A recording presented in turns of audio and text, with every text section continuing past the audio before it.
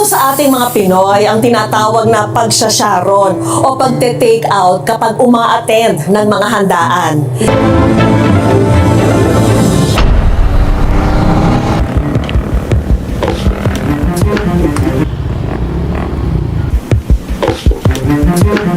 Uy, ma, magbukod ka na. Delikado yung handa natin. Andiyan na yung tropang Sharon. Salamat po. Yeah. Nay, balot na lang namin, Nay. Balot na lang natin. Ano, Sharon? Eh di po yun yung usang tawag sa mga mahilig mag-take out. Yung, ano po, kanta ni Sharon Cuneta.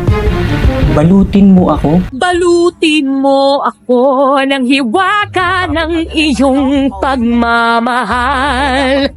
Hayaang matakpan ang kinang na di magtatagal.